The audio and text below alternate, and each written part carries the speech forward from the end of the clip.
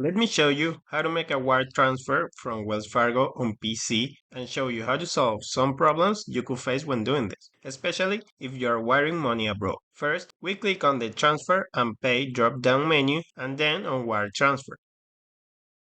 Now, when you click on Get Started, it will send a code to your registered phone number in order to verify your identity. We put in the code and click on Submit. If everything went well, it will let you continue. Now, we need to add the recipient. The first thing you need to do is to select your recipient's country.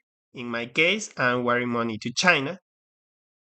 Here it is. Now we need to add the recipient's information like your recipient's account type. In this case, my recipient is a business. Now the recipient's name. Just to let you know, this can generate some issues when sending your wire transfer. For example, in this case, you can see my recipient's name is too long for this box. The name didn't fit completely. Since this information has to match the recipient's bank info for this account, you can't just leave it like that, but I will show you later how I managed to make it work. That being said, we still have to write down your recipient's bank SWIFT or BIC code. Here you have to confirm this information matches the recipient's bank info. After doing that, we can continue. On this page, we have to put in information regarding the amount of money we want to wire and the reason for making this wire transfer. In this case, I'm wiring $1,600, and as you can see here, wiring money actually costs money. Wells Fargo charges a $25 fee per wire transfer, but this fee can change depending on your bank.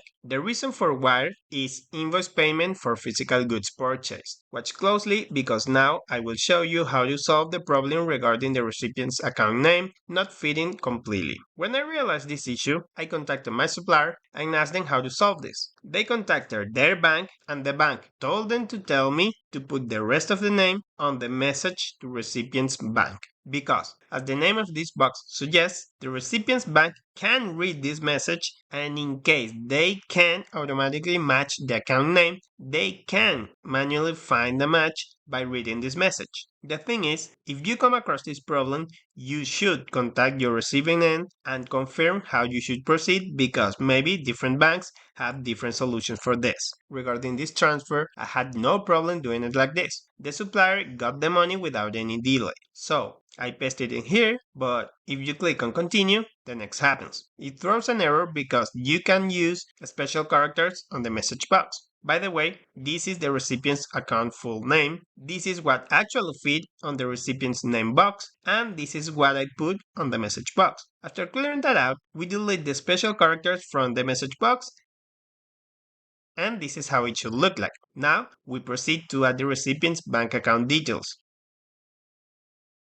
Are you wiring the money using a regular bank account number or an IBAN, which is an international bank account number? In my case, I'm sending money using a regular bank account number because that's the info the supplier sent me. Now we put in the recipient's bank account number and we can keep going. So we click on continue. Now Wells Fargo will ask you for your recipient's details like the nickname you want to give them in case you want to and their address. We do that, but as you can see, it doesn't like the special characters on this form either. When taking a second look, I realized that I had repeated info on this form, so I deleted what was not necessary. Then I realized that I was putting in the bank address instead of the recipient's address, so I fixed that as well. You shouldn't make any wire transfer in a hurry. You have to take your time to actually put in the correct info to avoid any kind of delays. I'm not sure if you can even lose your money, I don't think so, but I do know it's worth it to take 5 extra minutes to double check the information instead of losing 48 hours because the wire bounced. When we click on Add Recipient, it will send you another code to reconfirm it is you who's making this action. So we put in the code and we can continue.